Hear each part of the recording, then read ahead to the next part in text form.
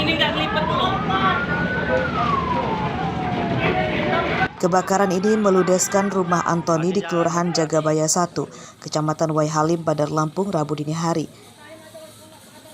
Api cepat membesar karena banyak bahan yang mudah terbakar. Upaya pemadaman telat karena rumah ini sedang kosong. Antoni sedang menjaga istrinya yang dirawat di rumah sakit. Api berasal dari kamar depan diduga akibat korsleting listrik. Rumah kosong ditinggalin lagi ke rumah sakit. Oh, rumah sakit. Orang tua perempuan sedang menjalani operasi. Oh, begitu. Kalau dugaan sementara kita apa, Bang? Ya, korsleting listrik lah. Nggak jauh itu mah, kalau mau indikasi segala macam mungkin nggak ada. Tadi lingkup ini masih saudara kami semua. masih pemilih semua ya? Iya. Petugas Dinas Pemadam Kebakaran mengerahkan 4 mobil damkar. Petugas dan warga berjibaku memadamkan api.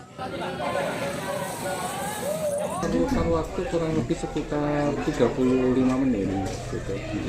Untuk yang kebakaran sendiri Pak, itu di dalam rumah ini apa saja Pak yang kebakaran?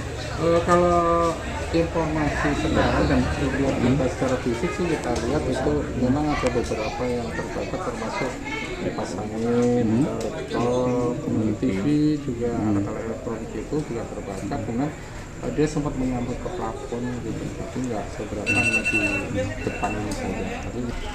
Kebakaran rumah tidak merengguh korban jiwa. Kerugian pemilik rumah ditaksir mencapai puluhan juta rupiah. Robi Leste melaporkan dari Bandar Lampung.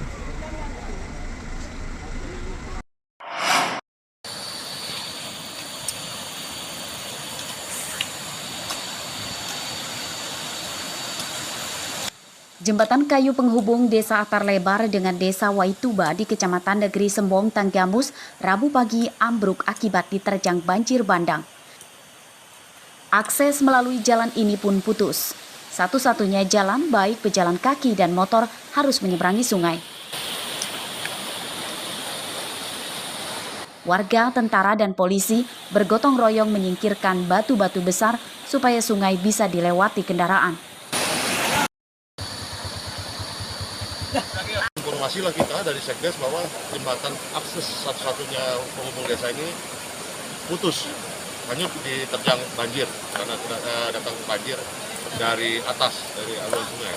Nah, jadi saya himbau juga kepada masyarakat ya, untuk lebih waspada terkait dengan peristiwa ini, ditakutkan adanya peristiwa banjir susulan dan sebagainya. Pertama, pemerintah daerah segera membangun jembatan untuk ini.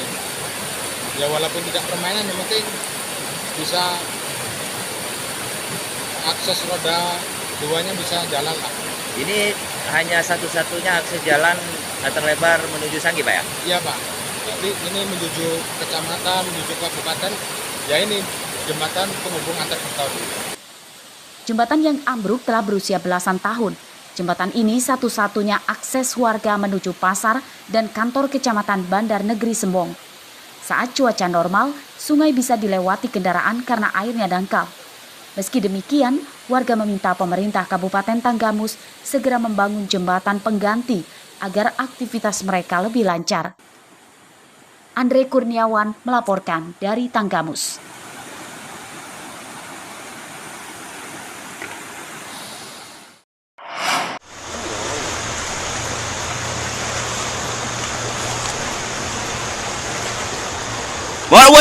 Mobil pikap muatan kelapa hanyut di Sungai Waingarip, Desa Balak, Kecamatan Wonosobo, Tanggamus, Selasa petang.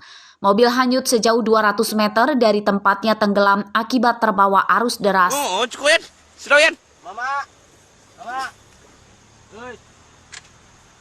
Menurut pengemudinya, Rudi, air Sungai Waingarip masih dangkal pada sore hari saat ia akan mengambil muatan kelapa. Ia berangkat mengambil muatan melewati sungai karena tidak ada jembatan. Saat pulang dan hari sudah gelap, ia melewati jalur yang sama.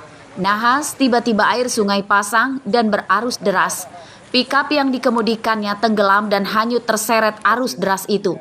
Ia meloncat menyelamatkan diri. Oh, itu juga.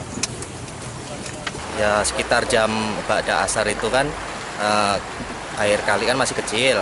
Nah lewat kali masih bisa, ngelewatin kali udah bisa, nggak selang lama terus gerimis.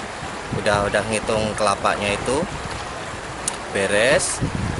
Nah pulang airnya tiba-tiba udah gede, mau lewat diterjang nggak bisa, balik lagi nggak bisa. Pickup ditemukan oleh pemancing sekitar 5 jam usai kejadian. Pickup ditemukan rusak berat dan dievakuasi ke darat oleh warga. Dari informasi dari anak-anak, karena ada yang ngunggah kan nyari ikan, ya kan? Di sini nemu ini di sini. Nah, jadi unggah lah siar langsung semalam itu. Nah, jadi makanya dia tersebar. Ini anak-anaknya ke sini semalam. Itu semalam jam berapa Pak kira-kira? Semalam sekitar jam 11. Musibah tidak merenggut korban jiwa. Kerugian korban ditaksir sekitar ratusan juta rupiah. Warga meminta pemerintah Tanggamus membangun jembatan di Sungai Waingarip sebagai akses dari desa menuju perkebunan. Andre Kurniawan melaporkan dari Tanggamus.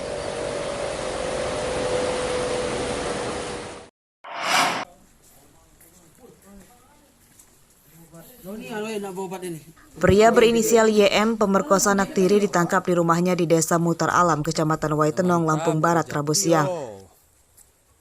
Mobil polisi tak bisa sampai ke rumah tersangka karena jalannya sempit. Polisi pun berjalan kaki sekitar 300 meter menuju rumah tersangka. Belakang aja lo. Buka itu dulu Naya. Tersangka tidak melawan saat ditangkap. Ia kemudian digelandang ke Polres Lampung Barat. Korban berusia 13 tahun. Dari hasil interogasi polisi, tersangka berulang kali memperkosa anak tirinya tersebut. Pemerkosaan terjadi saat ibu korban sedang bekerja di kebun. Tersangka mengancam akan menelantarkan dan menceraikan ibu korban jika korban tidak mau menuruti kemauannya dan menceritakan aibnya ke orang lain.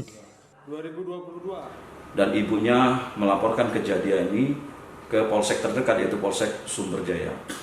Dari hasil laporan itu kemudian kita melakukan pemeriksaan kepada korban, kemudian melakukan penangkapan terhadap pelaku YM dan ya di Pajar Bulan. Kemudian dari hasil pemeriksaan berdasarkan keterangan antara korban dan pelaku ini sama, dan pelaku telah mengakui perbuatannya. Pemerkosaan terungkap setelah korban melaporkan ke ibunya dan polisi sektor Sumberjaya, Lampung Barat. Polisi menyita pakaian korban dan hasil visum dari rumah sakit. Atas perbuatannya tersangka terancam hukuman 15 tahun penjara. Rosandi melaporkan dari Lampung Barat.